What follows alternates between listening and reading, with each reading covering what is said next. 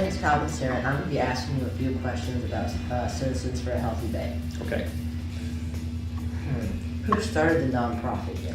So we were founded in 1990, and our founder, Sherry Ton, is actually still on our board of directors, which means that I deal with all the issues that are happening on the water, and I operate our patrol boat. I do over 100 patrols a year of the port waterways and the city shorelines, Commencement Bay, and we also do about every other month patrols of the South Sound as well, down into the Case Inlet and the Carr Inlet.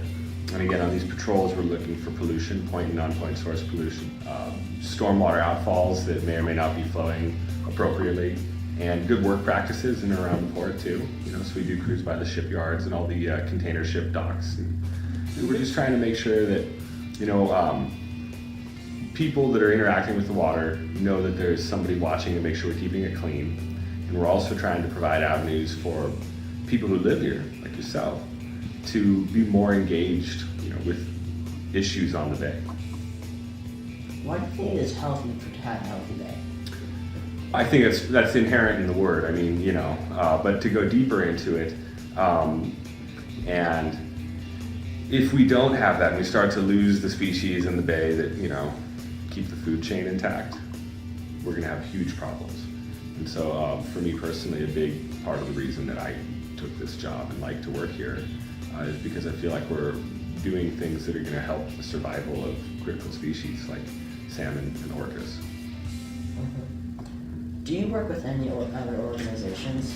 We work with tons of organizations. We have so many partners, and people are really excited to work with us. As a matter of fact, we work with the Port of Tacoma, the City of Tacoma, Department of Ecology, Department of Natural Resources, lots of watershed councils, the Puyallup River Watershed Council, the Key Peninsula, Gig Harbor Islands Watershed Council.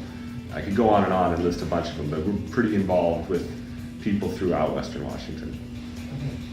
How long do you think it will take to get a healthy bay? So that's an interesting question. The definition of a healthy bay is something that we would have to focus on for a while there.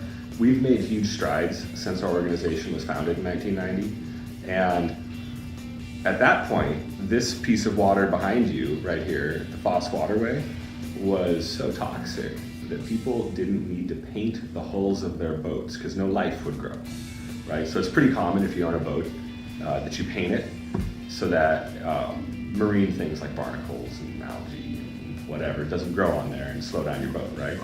And when they started Citizens for a Healthy Bay, you didn't have to paint it here because the water was just poisonous. Nothing would grow. And so now, it's not like that anymore. There's still pollution and there's still hot issues that we're dealing with, and it's like never really gonna be over. We're never gonna reach this point where like, okay, the bay's healthy. I wish we could. But we've actually made a lot of progress.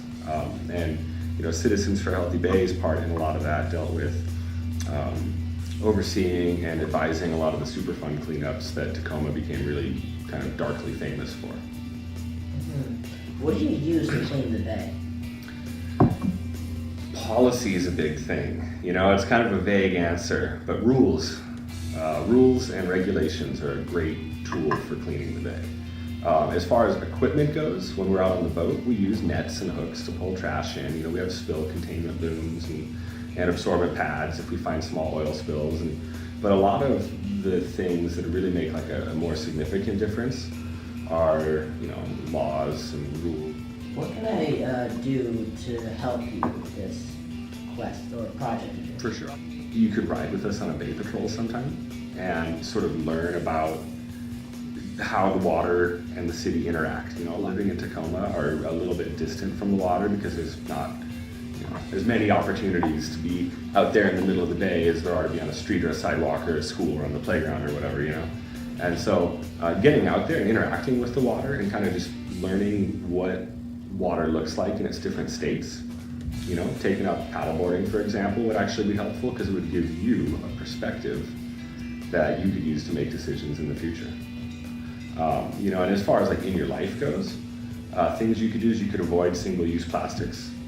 You could think about products you buy before you buy them and try to choose things that are going to have a lower impact on not just our bay, but on the earth as the whole, because it's all connected. It's like things that happen here, ripple effects that move in all directions.